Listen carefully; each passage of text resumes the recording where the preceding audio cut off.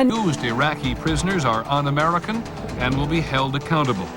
Members of Congress want to know why they heard about this in the media.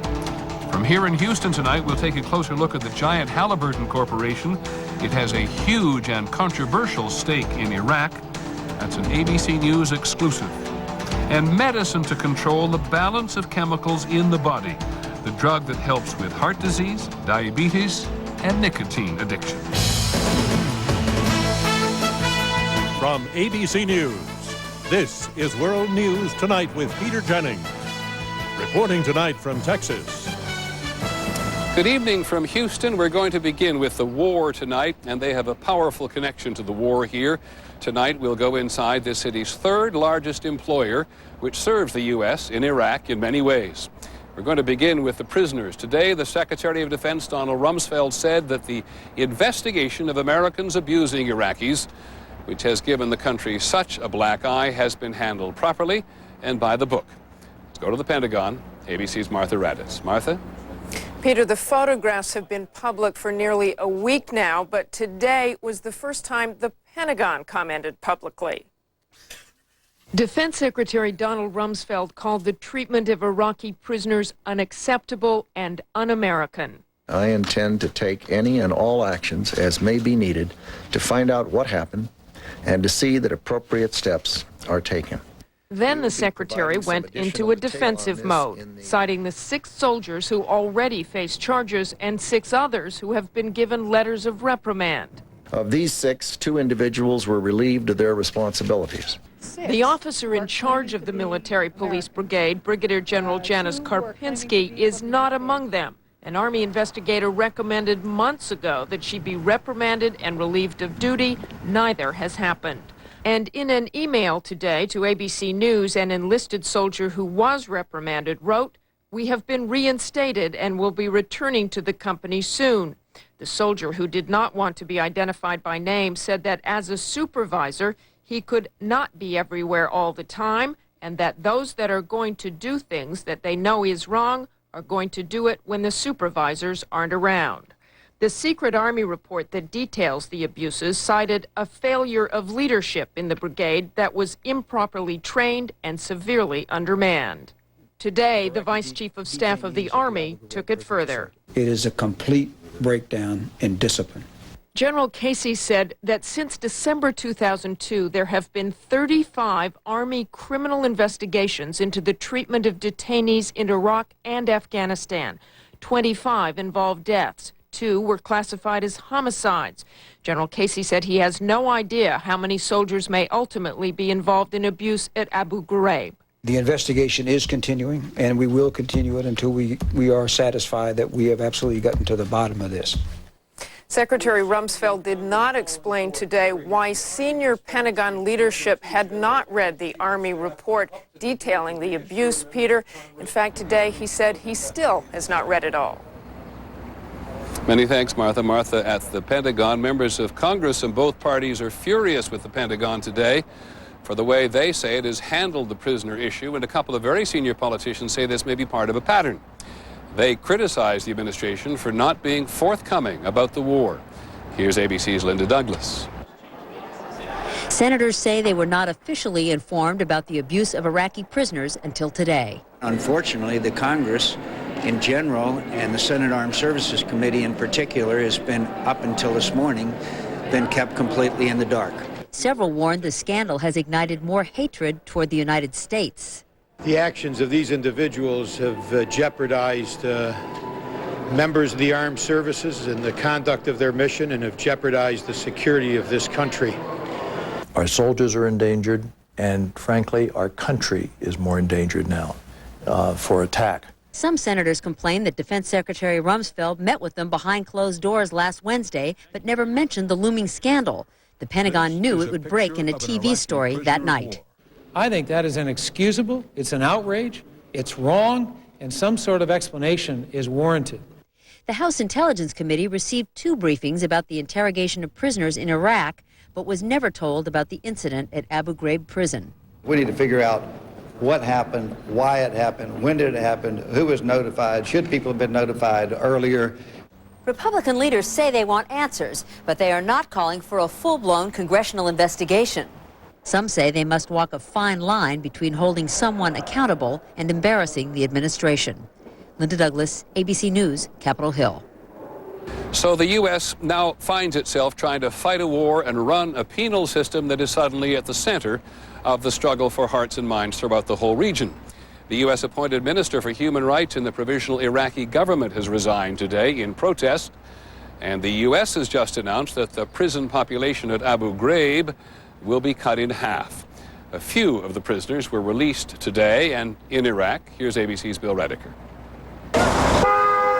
Despite today's release, 4,300 other prisoners remain here, jailed without trial or formal charges. Deeply frustrating for family members who gather outside the prison day after day, hoping they might be granted a rare visit. We come to this prison 2 or 3 times a week, he says. We still haven't seen our brother. The military maintains a detainee database, but it's not available to the public. U.S. soldiers told me my son is not in prison, says this woman, but inmates who've been released say he is in there. A shortage of Arab-speaking translators means sometimes names are confused, making it difficult for some Iraqis to locate their relatives. Making matters worse, now these family members have to worry about how their relatives have been treated, especially since many of them have seen those photographs of U.S. prison guards abusing some of the detainees. I've seen the pictures, says this woman, and there is no mercy. The Americans are worse than Saddam. In February, the U.S. military promised computerized prisoner lists and the opening of a 64-person visitor center by mid-April. But the center has yet to open, and Iraqis get scraps of paper with prisoner ID numbers, not computer lists, to track their relatives. This is my elder son in the picture, says this woman. Who will raise his children? She says the military told her he would be detained here for a few days. That was 4 months ago. Bill Rediker, ABC News, Abu Ghraib, Iraq. And now to damage control. Throughout the world, this has been a serious setback for the U.S. So many people talking moral authority and double standards. ABC's Jonathan Call reports tonight that the administration is doing what it can to tell the world that abusing the prisoners was an aberration. It was a highly coordinated effort. National Security Advisor Condoleezza Rice on 3 Arab networks. People will see that we are determined to get to the bottom of what happened, she told Al Jazeera. On another Arab network, the Deputy Secretary of State said he was angry, sad, and sorry. And at the United Nations, Secretary of State Colin Powell. And I can assure you that no stone will be left unturned to make sure that justice is done. But a senior administration official told ABC News, we will be judged not by our words, but by our actions. The key, he said, will be a thorough investigation and swift punishment of the guilty. The U.S. image problem was on stark display at the United Nations today, where the U.S. found itself lectured by Sudan, a country with a notoriously bad human rights record. This delegation is turning a blind eye to the atrocities committed by the American forces. The State Department was scheduled to release a report tomorrow entitled Supporting Human Rights and Democracy, the U.S. Record. That report has now been delayed. Officials decided now is a tough time to press the rest of the world on human rights. Jonathan Carl, ABC News, the United Nations. Just one other note from Iraq today, which the country will absorb seriously, undoubtedly. The Secretary of Defense, Donald Rumsfeld, said today that the current number of U.S. troops in Iraq will be maintained at about 138,000 through the year 2005. When we come back this evening from Houston, inside the giant Halliburton Corporation. What does it do for the military in Iraq? What does it do in more than 100 other countries? Also tonight, from here in Texas, the man who was caught with enough poison to kill thousands of people. And medicine on the cutting edge tonight, a drug that is effective for heart disease, diabetes, and high cholesterol. This is World News Tonight with Peter Jennings. Brought to you by Aleve. Oh. What did the doctor say? He said the best thing for my arthritis pain is to keep moving my knee throughout the day. But it hurts when you move. I know, but the doctor said I should take Aleve. But we've always taken Tylenol. Well, Tylenol can wear off in the middle of the day. Aleve can work all day, so I can keep moving. Doctors know Aleve has the strength to relieve arthritis pain for up to 12 hours. That Aleve's got you moving again. All day without pain. Do you know how good that feels? Aleve.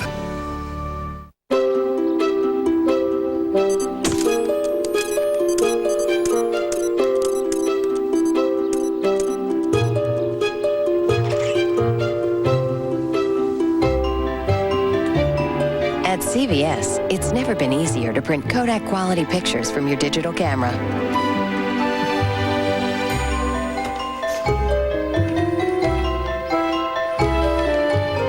Take the shots. We'll help you do the rest. You see a patient coping with arthritis. At Franklin Templeton, we saw a reason to invest early in what became the world's largest biotech company. Providing healthy returns for fund shareholders by spotting growth opportunities ahead of the pack requires a unique perspective, one that's made Franklin a leading equity fund manager for over 50 years. Franklin Templeton Investments. Gain from our perspective. Wouldn't it be nice if more things in life were soft and comfortable? Now they can be with Dulcolac Stool Softener. Its gentle formula doesn't make you go. It makes it more comfortable to go. Dulcolac Stool Softener. Make yourself comfortable. Good news for those with Medicare. You can get savings on prescriptions. And now, millions of lower-income people may qualify for an additional $600 credit. Only with a Medicare-approved drug discount card. Call 1-800-MEDICARE now for more information on how to save. Because you either have the power to save, or you don't. Fight ravaging rain, scorching sun, and wind with Thompson's Water Seal Advanced. Its special technology penetrates deep, forming a barrier to seal out 99% of the water right from the start. Thompson's Water Seal Advanced, the most powerful water protection guaranteed. We're going to take a closer look tonight at the giant American company Halliburton that is deeply involved with the U.S. and Iraq, that has its headquarters here in Houston. Halliburton and its subsidiaries, most notably KBR, Kellogg Brown and Root, attracts interest and criticism because it was once run by Vice President Cheney and has been accused of business irregularities that benefit the company at the taxpayer's expense, or so go the allegations. Our aim tonight is simply to go inside a company that not many people know very much about.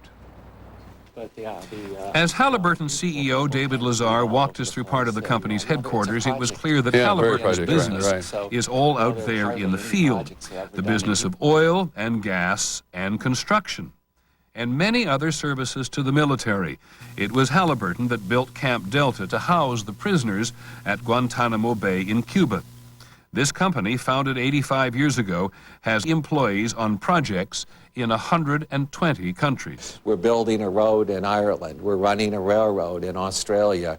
We're drilling for gas in the Rocky Mountains to bring more gas supplies to the U.S. We're drilling for oil in the Gulf of Mexico. We're building ships in Brazil. We're about 100,000 people doing lots of things on a day-to-day basis.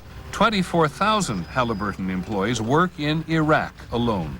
And the danger in Iraq notwithstanding, every day here in Houston, hundreds of people from around the country looking for work or work that pays better are being prepared for Iraq. We have 100,000 people that have applied for the jobs that we have there. That's our backlog today. We're still sending 300 or 400 a week. Construction bosses and electricians and plumbers and cooks, and a lot of former military men and women. I'm really looking to start a business of my own. That's really been, a big hassle for me as far as starting a business of my own, is having a capital to do it with. So this would at least give me a chance. They're all after tax-free jobs at $80,000 a year and sometimes more. In Iraq, the military has farmed out everything from base construction to food and laundry. Halliburton delivers the mail, fixes the trucks, and drives them. Thomas Hamill, who was just escaped from his captors, worked for Halliburton. Is his dilemma a reminder to you of how dangerous it is for Halliburton employees?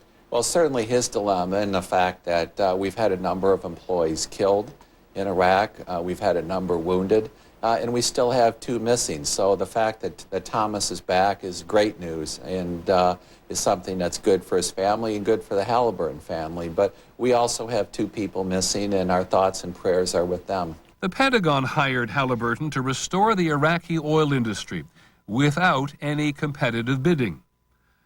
And because Vice President Cheney was Halliburton's last CEO, Halliburton has had a lot of unwanted attention. You are a company dogged by controversy. Why do you think that is? I think a lot of it has to do with politics and the fact that the Vice President of the United States used to sit in the chair that I sit in as the CEO of Halliburton. Is the Vice President Cheney connection these days a plus, or is it sometimes a nightmare? I don't know what it really is. I think it is what it is. I can't change the fact that he used to have my job. My job is to look forward. It's to get the facts out so people can understand what we're all about as a company, and that we get this work because we're good at it. The company is the subject of several investigations, including by the Pentagon for overcharging the taxpayer. Halliburton worries this is all bad for business. This is a television commercial they've just made. We're serving the troops because of what we know, not who we know. The company says, whatever happens, it is in Iraq for the duration. We signed on for a mission to support the military. It certainly is a risky mission, as is evidenced by the people that have been killed and wounded, and those are obviously very unfortunate events. But the culture of Halliburton has always been a company that runs toward trouble, run towards supporting the military, and not away from it. And our people are absolutely committed to that. The war has been tough on Halliburton. 34 Halliburton employees have been killed since the war began. Tomorrow night, we will be in the port of Miami to see what a challenge it is to control the 8th largest port in the country from potential terrorists. So we are off to the airport again, and Elizabeth Vargas has the day's other news. Elizabeth? All right, thank you, Peter. When we come back, the American convicted of possessing a weapon of mass destruction in Texas. And the drug that's showing so much promise for so many ailments, from obesity to nicotine addiction. Medicine on the cutting edge.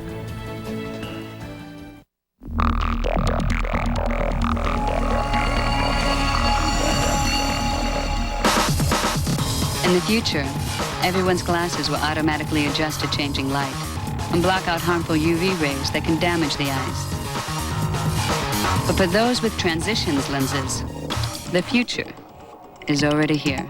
Ask your eye care professional, because the danger is real now, and so is the protection. Transitions, right in any light. We brought new Hidden Valley Old-Fashioned Buttermilk Ranch to the experts. That's buttermilk. I churned some this morning. Old-fashioned. Words to live by. Best I've had in 200 years. Real ranch, real buttermilk from Hidden Valley. I get headaches a lot. Some weeks it's like I get one every day. It was so frustrating. I used to take anything in reach. I knew some medicines caused stomach problems, but my stomach felt fine. And then I found out, even if you don't feel it, aspirin can be damaging to your stomach. So maybe there's some problems going on that you don't even feel. I'm not okay with that. The pure pain relief of Tylenol works fast on your headaches and is safer on your stomach.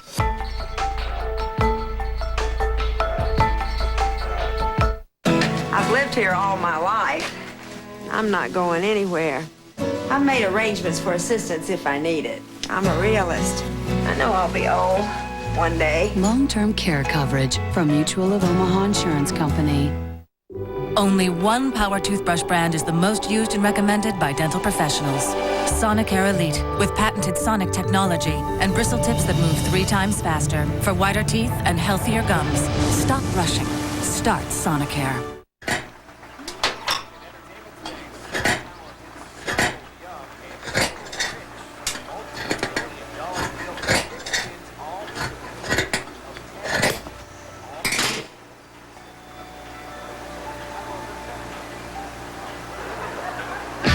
Start Start your diet with the Special K Challenge. Replace 2 meals with 2 bowls a day for 2 weeks and lose up to 6 pounds. Exercise and a healthy lifestyle are an important part of any diet. Take the Special K Challenge today.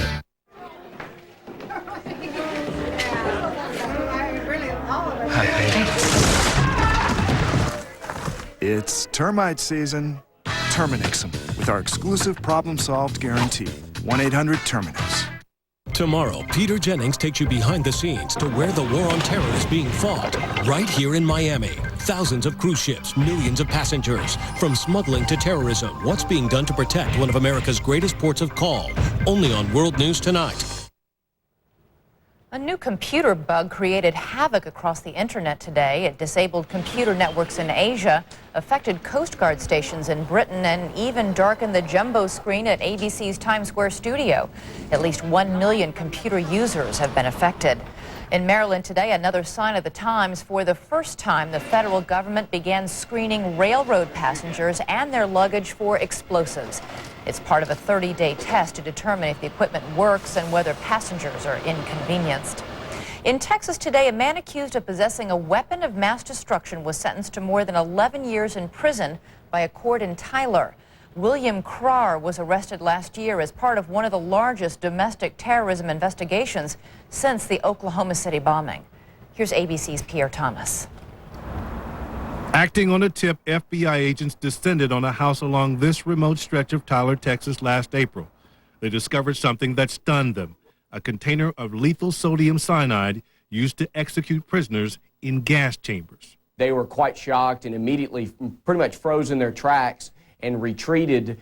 Agents also discovered containers of acid, which if combined with the cyanide, would create a poisonous cloud which could kill thousands.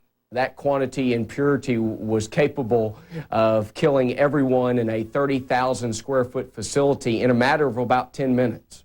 In addition, the FBI found 10 machine guns, more than 250,000 rounds of ammunition, grenades, 120 bombs, including improvised explosives, and suitcases designed to detonate by remote control.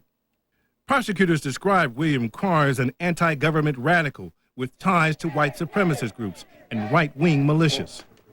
The FBI has no idea where Crar got the sodium cyanide or what he intended to do with it. We're going to continue to investigate the case until we come up with those answers.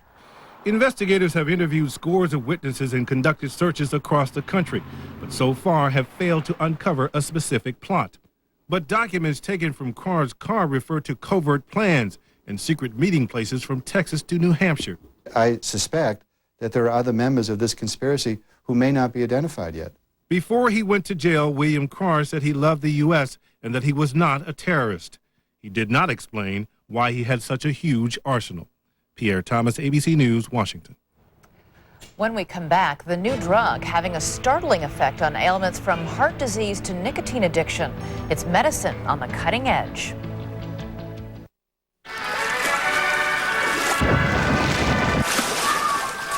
You know, some people don't think what we do is a sport. That's because you can't get hurt doing it. Otherwise, we have that insurance. What insurance? What? Come again? The one that pays you cash. If you're hurt and can't work. Which one? Aflac. Ask about it at work. Our road trips were the best until he couldn't read the map with his regular contact lenses. And wear reading glasses? No way. Bausch & Lomb introduces soft lens multifocal contact lenses, a unique design clinically proven to let you see clearly, near, far, and in between. See how beautiful this place is? Do I ever? Ask your eye doctor for soft lens multifocal from Bausch & Lomb. For 150 years, perfecting vision, enhancing life. I had lost the will to shop. No thrill, no will. Jerry said that I needed to carpe diem. That's seize the deal. It's Greek.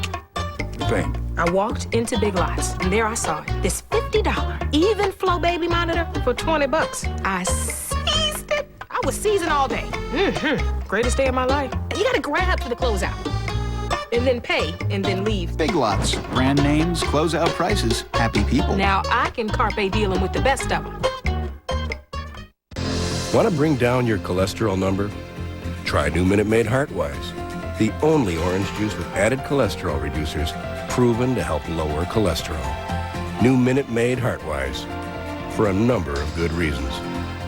The experts at Oral-B are on a mission to protect your teeth and gums with the Oral-B Professional Care 7000. Its 3D action removes more plaque than Sonicare Elite and even reverses gum disease. Oral-B Professional Care. Brush like a dentist.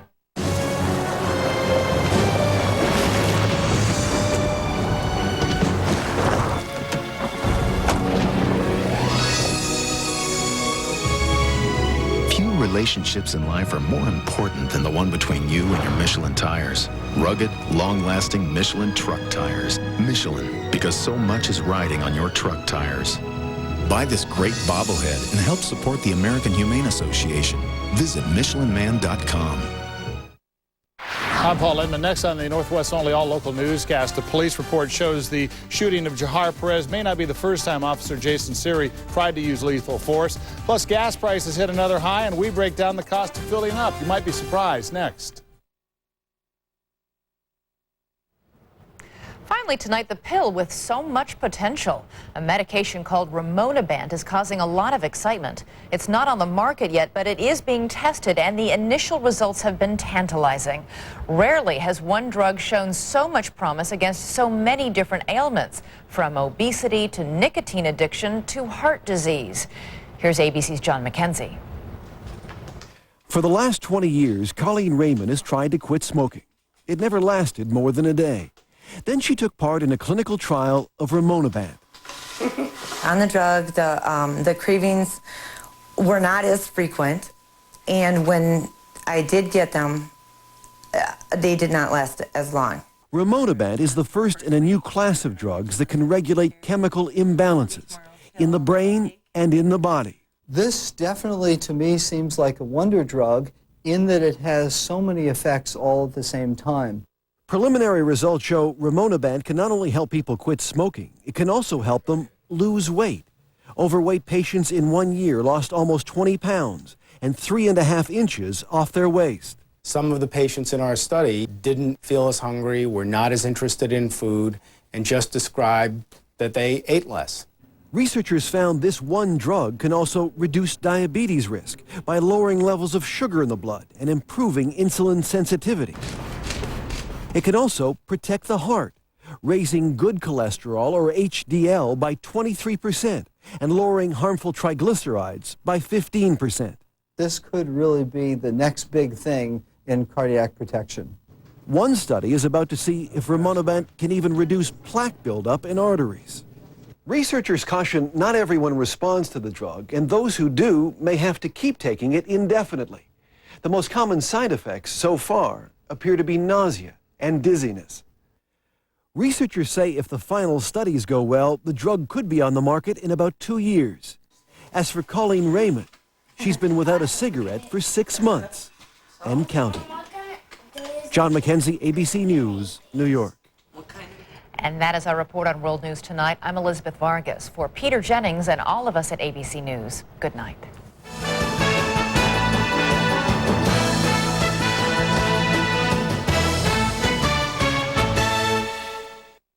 On the final 2 blues of the season, one detective could save a life. How many of these did you take? The other could take a life. You're gonna get that slug in your gut. He's dead. But what happens next is out of their hands. You're not gonna die, Jen. New Blue ABC Tonight. Viewer discretion advised.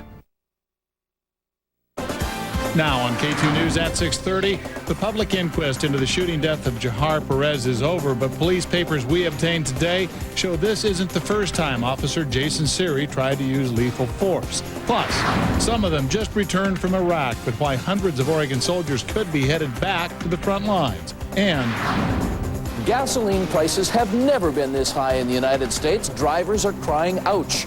We crunched some numbers to see how much more it's costing you.